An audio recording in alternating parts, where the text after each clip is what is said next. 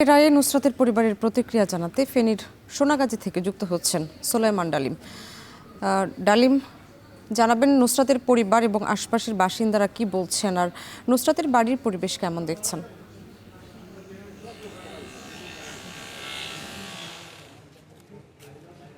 শাম্মী, নুসরাত হত্যাকাণ্ডের রায়, আপিল বিভাগের যে রায়, সেটি দীর্ঘ 7 বছর পরে হয়েছে। আমরা দেখেছি যে রায় ঘোষণার পর থেকেই নুসরাতের মা শিরিন আক্তার বারবার মূর্ছা যাচ্ছিলেন এবং কান্নার কারণে তিনি কথা বলতে পারছেন না। তিনি সর্বশেষ আমাদেরকে যেটি জানিয়েছেন যে এই যে রায় আজকে হয়েছে, সেই রায়টির মাধ্যমে প্রমাণ হয়েছে যে নুসরাত যে এটি একটি হত্যাকাণ্ড, এটি আত্মহত্যা নয়।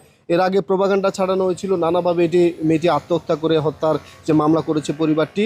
এই রায়ের মাধ্যমে সেটি প্রমাণিত হয়েছে এটি একটি হত্যাকাণ্ড, যার কারণে এই আসামিদের মৃত্যুদণ্ড হয়েছে এবং যাবজ্জীবন হয়েছে। তবে আরও 10 জন আসামি খালাস হয়েছে। সে বিষয়ে তিনি যেমনটি বলছেন যে তার পরিবার নিরাপত্তাহীনতায় ভুগছেন, নানাভাবে তাদের পরিবারকে হুমকি ধমকি দেওয়া হচ্ছে, বলা হচ্ছে যে তাদের ঘরবাড়ি জ্বালিয়ে দেওয়া হবে।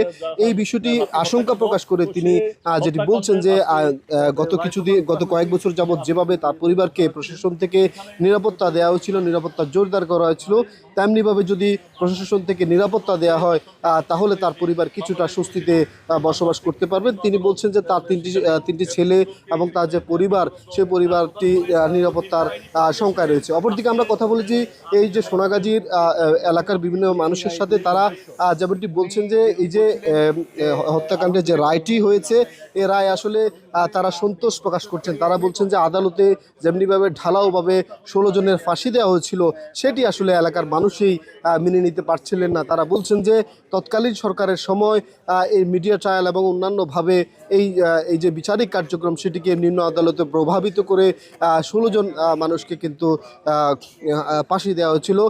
আজকের যে রায়, এই রায়ের মাধ্যমে যারা নিরপরাধ 10 জন মানুষ, তারা কিন্তু খালাস পেয়েছে।